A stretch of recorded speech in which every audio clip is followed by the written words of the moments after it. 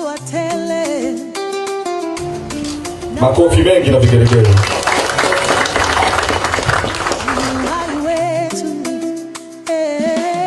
Victoria mpaka Dodoma, maji kweli yatafika. Kila mtaa, kila kijiji, baraka zimewadia. Kaskazini hadi kati, suluhisho limepatikana. Gridi ya taifa ya maji, matumaini yameonekana. Utufikishie salamu kwa Mheshimiwa Rais Daktari Samia Suluhu Hassan. Sisi Wizara ya Maji hatuna mengi ya kusema. Tunachotaka kukisema, Daktari Samia Suluhu Hassan ametutoa mbali sana wizara yetu ya maji.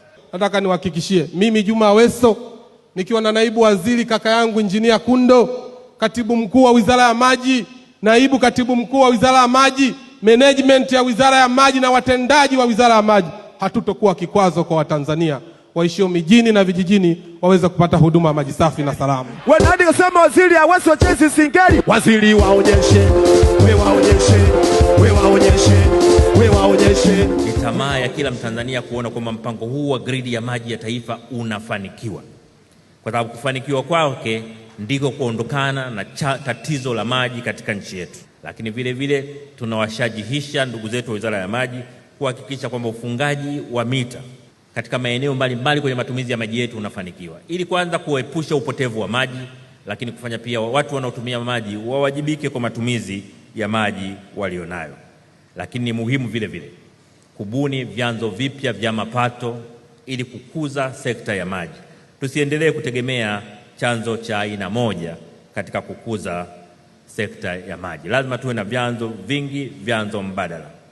Lakini ni muhimu pia kuimarisha huduma za usafi wa mazingira. Kila Mtanzania ajione ana wajibu wa mfumo wa mazingira yetu. Mamlaka za maji zijione zina wajibu. Tuna habari za mifumo ya maji taka. Tuna habari za mtiririko wa maji ya mvua yanayokwenda bila utaratibu.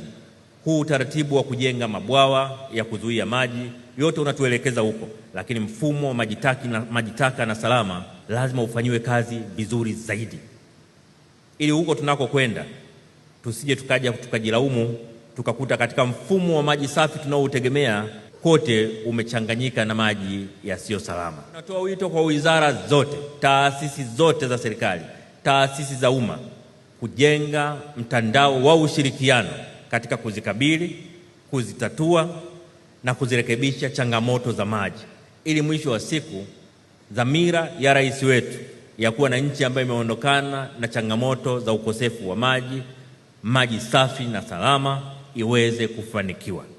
Lakini vile vile dhamira ya kulinda vyanzo vya maji.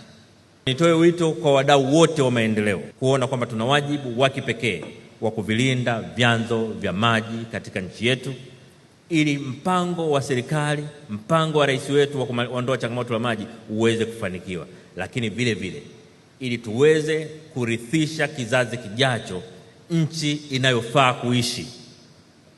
Tuweze kurithisha kizazi kijacho nchi inayofaa kuishi.